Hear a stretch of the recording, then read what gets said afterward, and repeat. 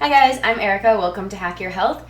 In today's video, I'm going to show you how to make a great stew for fall that's specific carbohydrate diet friendly, Whole30, Paleo, Keto. Basically, it follows all of those because it's only going to be beef, stock, and a mix of vegetables.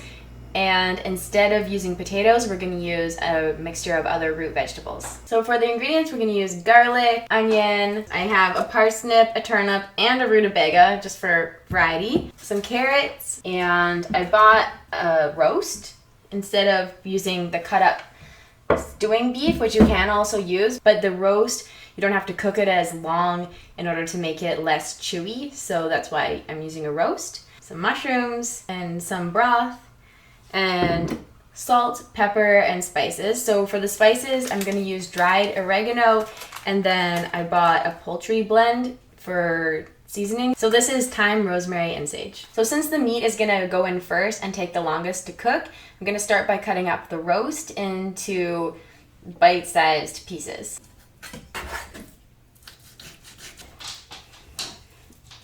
So there's the roast all cut up and ready to be used for the stew. Now I'm going to cut up the onion.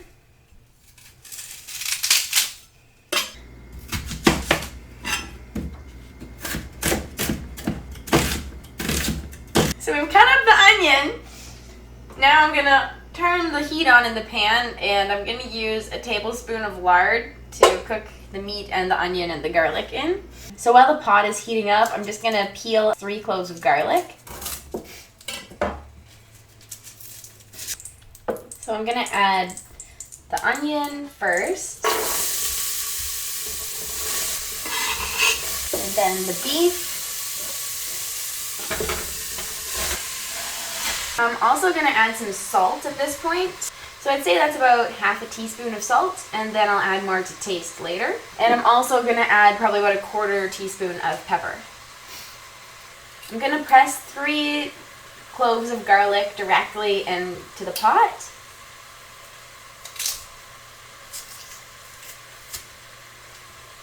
You can also just chop it finely if you don't have a garlic press. So I'm just going to keep this on medium heat and continue to stir it occasionally for probably about 10 minutes until the meat is brown and the onions are caramelized. And while this is happening, I'm also just going to peel and cut up the vegetables.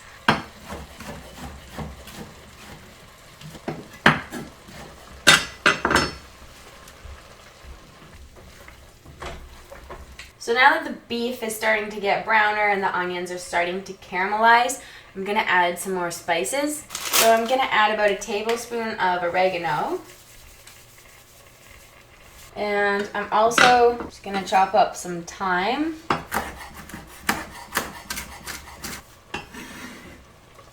For the rosemary, I'm just going to slide the leaves, pull the leaves off of the stems and into the stew. The smaller stems at the end are okay, but you don't want to put in the tough stems. You can also use dried spices, but fresh ones just have a lot more flavor. Here it is with the rosemary and the thyme and the oregano. It's probably about 3 tablespoons of fresh rosemary in here and maybe half a teaspoon of thyme, but really you can just do it to your own taste and it'll be good no matter what, basically. And at this point, I'm also going to add the mushrooms. Now the beef is nicely browned and the onions are cooked, so I'm going to add about 1.5 cups of stock. So as that cooks and simmers, I'm going to continue cutting up the rest of the vegetables. So in this stew, I'm going to include parsnips and turnips, but both of those are kind of in a gray area as far as being specific carbohydrate diet friendly goes, because they used to be allowed and now they aren't. So you may want to exclude them. However, rutabaga, which has a very similar consistency and flavor, is allowed on the specific carbohydrate diet. So I would recommend just using rutabaga unless you're pretty far in which case you might also want to try turnips and parsnips. So the beef has been cooking for about 45 minutes now, and it's starting to simmer, and I'm now going to add the root vegetables because those ones take the longest to cook.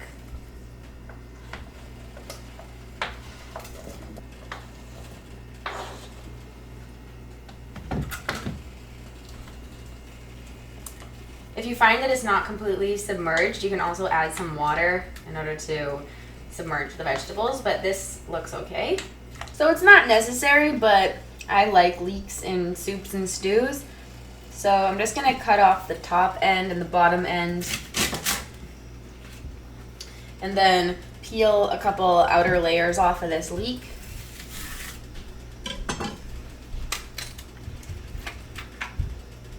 That should be pretty good. And then I'm just going to slice it really thinly.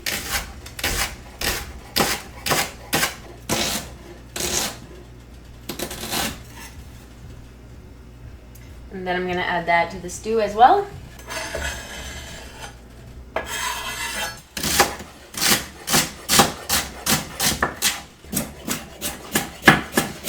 Okay, so now I'm going to add the celery and carrots. Probably this is a lot, but that's okay.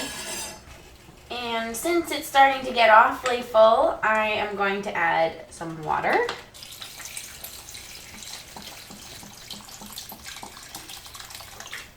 And I'm also going to add some more salt and pepper. I just added a few more spices as well. So this has probably been cooking for about an hour now. I'm probably going to let it simmer for another hour or maybe an hour and 15 minutes. If you have longer, you can let it simmer for hours, at like up to 4 hours if you want to, but around 2 hours is probably good. For the next hour, I'm going to have it covered with a lid and turn the temperature down to low, just so that it's simmering but not boiling. So that's how you make a stew without potatoes or flour or anything else like that. If you want it to be a little bit thicker, you could boil it for 10 minutes with the lid off, and that will reduce it down, but I think it's fine without that as well. And I let it cook for about another hour and a half after adding the vegetables, and now everything is soft and well cooked. So yeah.